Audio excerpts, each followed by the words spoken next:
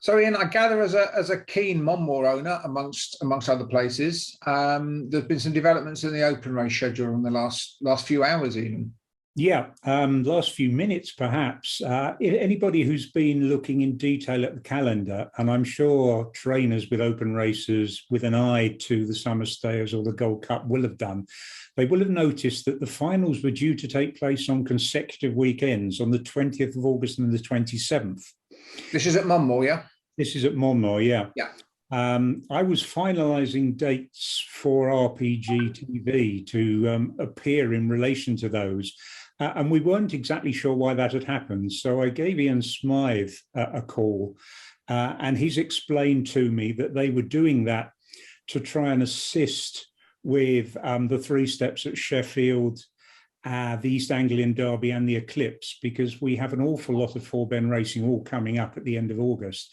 I can reveal that the calendar has actually now changed in that rather than the way it was scheduled, both competitions, that is the Gold Cup and the Summer Stayers, will now take place with the heats on the 13th, the semi-finals on the 20th, and the finals on TV on the 27th of August. So that's hot off the press. That's a change to the most recent calendar.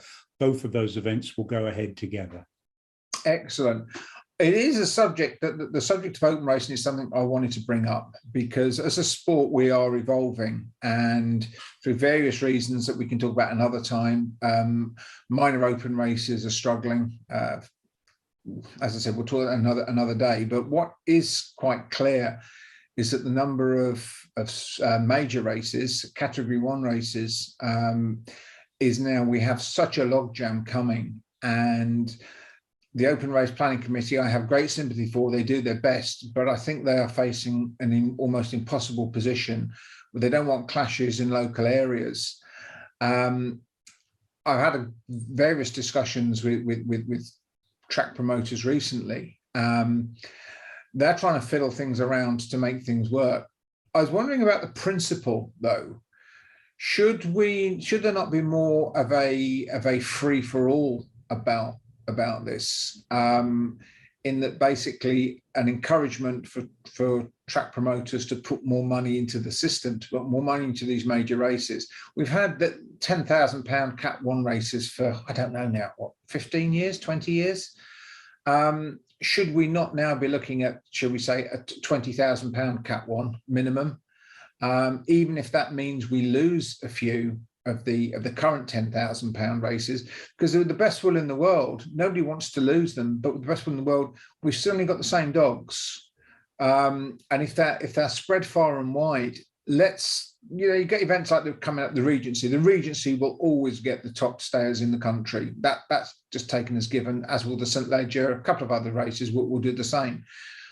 Should we not now be looking at that? And also, is it in the owner's best interests that this kind of, not exactly a cartel, but this control of the fixtures is so closely managed, when really competition might prevail and make things better for everybody? I think there are two issues there. One is the amount of money available by way of prize money for open races. And the second is the extent of the GBGB's involvement in this. You referred to the Open Race Planning Committee. That's not one that I'm on. There's no plans for me to be on that. But there's a hard-working group of guys who spend a very great deal of time trying to ensure that there aren't major clashes.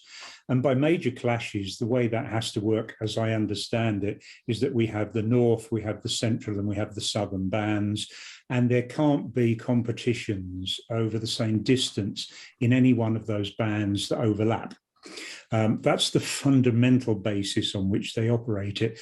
They then need to know which tracks want what competitions and roughly when they've got to be, and they guide those into slots as well as they possibly can to avoid major clashes. But there is a lot of open racing. I know people say there isn't enough. Well, the problems that we've been having in August and the changes at Monmore very much reflect that there is a lot of open racing taking place at these particular times. That's not the same as whether we should be increasing the amount available for Cat 1. I've heard it suggested many times that there ought to be a minimum threshold for Cat 1 and Cat 2. and that if we increase the amount of money that is required for something to be deemed a Cat 1, and I think the GBGB would be able to do that, is that going to have a positive influence on the sport? Is that going to reduce the number of competitions? We actually don't know, because it hasn't been done certainly recently to my knowledge, but it's something we could look at.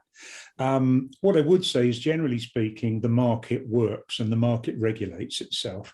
If we were to make the minimum requirement for prize money too high, we may well find that those Category 1 competitions were actually disappearing, rather than encouraging them to be more select.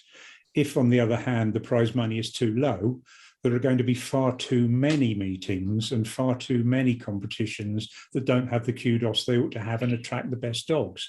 So it's something I think we do need to discuss. Whether the limits at the moment are slightly low, I honestly don't know. Obviously, owners would prefer to go for as much money as possible. And whether that's going to reduce the amount of dogs tilting at that sort of money, I'm not sure.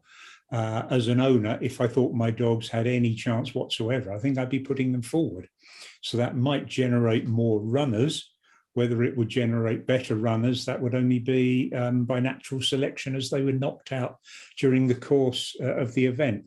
Obviously, I'd like to see more money being made available, but that's something we'll have to discuss. It's not on the table at the moment. I'm wondering, though, whether it should be. I mean, I'm coming at it from a particular angle, as you can imagine. In the very near future, Oxford will be racing, and I'm not defending Oxford's case because they have to compete the same as everybody else. But would it not be a tragedy if they were told, I think they have plans for something like at least 2 Category 1 competitions every month between when they open, which I presumably will now be early August. I gather that's a plan for early August. Between early August and the end of the year, they would like to stage at least 2 Category 1 competitions every month. Now, would it not be a tragedy if owners weren't able to compete for those because they were simply not given the opportunity in the calendar for them to be staged? I don't see any reason why Oxford wouldn't be allowed to have those competitions. My understanding of what goes on in the Open Race Planning Committee is not by any means trying to reduce the number of competitions, and particularly the number of top class competitions. It's simply trying to avoid what is an undesirable situation, that there's a major clash. I'm sure space can always be found for top class competitions with good prize money. And if a promoter is able to find more money, and they put more money forward, it's obvious that the better dogs, and indeed more dogs, are going to be attracted by the competitions with better reward than they are by the competitions with lesser reward. And I think because the market genuinely does work, that will have the effect of increasing prize money across the board in open races, because in order to be able to compete and in order to be able to recruit sufficient runners and sufficiently good runners, other promoters are going to have to increase the prize money to keep up. I think that's the way the system can work and probably should work, rather than forcing people to increase money by setting a minimum threshold. If we are encouraging people to put in as much prize money as they think they can, that's going to have the same effect, but it will do so without compulsion. And that's always better than forcing people to do anything. Oh, I agree. Let me give you a scenario, though. Let's say Oxford decide, and I haven't even looked at the calendar, so that this will probably fall flat on its face. Oxford decide they want a £20,000 Pall Mall in September, and they want a £25,000 six-pen race in November, and they're told, I'm sorry, you can't have them because there are competitions worth less money already in those slots. Where do we go from there? Well, I would imagine for the following year that would cease to be an issue, because the Open Race Planning Committee would consider that request, and they're clearly going to be allocating space for a £25,000 competition rather than one of much lesser importance. If you're asking me whether that's something we can do now, I can't give you an answer to that, because, as I say, that's not a committee I'm on. I don't know to what extent they are contractually bound not to allow another competition of greater value. That's something I can't actually answer. I would have to forward that on to them, or you would have to address the question to them directly. I would be surprised if that were the case, that if a track came along with a very well-funded competition of high standing, that it wouldn't be permitted because of a clash. What they would try and avoid it is it wasn't a clash in the same region. Because I think that is to be desired, that we don't have two major four-bend competitions setting off in the Midlands or the North or the South at the same time. That can't be good for anybody. So that, I think, is positive, that we avoid those clashes. But I would imagine it is possible to shoehorn a big competition like that in without there being a clash of that nature. Okay, well, you know me, deliberately perverse just for its own sake. If there was sufficient notice, then why shouldn't there be a major competitions take each other on, in that the trainers will have the opportunity to choose? And one of the things we're finding, particularly with the price of diesel, etc., that trainers are becoming much less keen to travel. I was talking to Ted Soppert the other day, and he said, you know, people can't work out why the minor opens don't fill. He said, now £70 also run money for maybe driving a dog 200 miles round trip. And the local A8 grader will be getting £40 for running and £40 trainer bonus. So it's no surprise that people don't want to travel. So would you not naturally just see things levitate? For example, you had a £15,000 race at Perry Bar and a £15,000 race at Hove. Wouldn't trainers just have the opportunity to choose? Yes, and I don't think that would be a problem because they're not in the same geographical band. I don't see why that couldn't happen. The amount of money trainers are spending on travelling is an issue. This goes down to how much is being filtered down to the bottom of the sport in terms of prize money. A lot of owners have told me that the reason that they're opposed to a compulsory trial regime for open races, which is something that we're actually discussing on Monday, having been canvassing opinion far and wide about this for the last month or so. From an owner's perspective, a lot of them object to it purely because of the cost. Yes, they'd all rather their dog had a trial at a track before turning up for an open race, but it's not necessarily financially viable anymore. And they trust their trainers. They trust their trainers to say, we currently race at such and such a track. Going to track A, the dog can cope with it without a trial. Going to track B, I wouldn't let the dog go there without a trial. If you want me to run it there, you're going to have to fund us to go there and have a trial. And owners are taking that into account because everything is hard, expenses are getting higher all the time, and trainers by and large aren't increasing their fees and they're swallowing the difference. So as I say, we are discussing whether it's appropriate to have a compulsory rule for trials before an open race. I can't tell you, because we haven't discussed it yet, what the general theme is, but I would say that 95% of people who have bothered to speak to us about this are of the same view, and I don't anticipate there being any rule to that effect in the near future. I admire your confidence. As something of a veteran, I've seen so many decisions go against what owners and trainers want, and the first thing that they know is that it's announced in the calendar a new rule has been introduced, and that's perhaps one of the reasons why, you know, why we are where we are. That feeling that people are just being railroaded. Fortunately, I would say, we do have we now have an owner's representative who I know and expect will spit and scream until at least gets himself heard. I'm sure that will be the case, won't it? Well, the rules are that I'm obviously not allowed to say who said what during any of our committee and board meetings, and that's absolutely how it should be. I can only say what is discussed, and I can just tell you that Peter Hampton and I were very keen that we go out and canvass as many opinions on this as possible, because what we don't want is a repeat of the 4-day rule. Not that the 4-day rule is necessarily wrong. That was something that was imposed before I came along. The biggest fallout from the 4-day rule, I think, is that it was imposed without getting enough industry-wide views on it before that was done.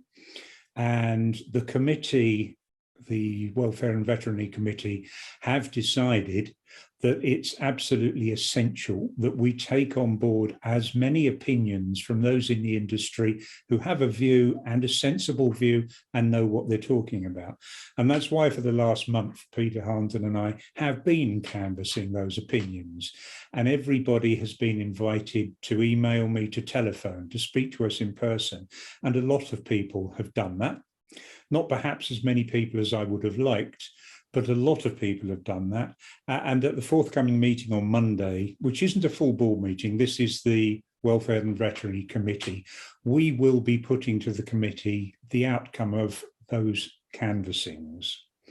And as I say, it's not a secret to anybody that 95% of the people who've spoken to us had one particular view, and we will be informing the committee in no uncertain terms that that is the feedback.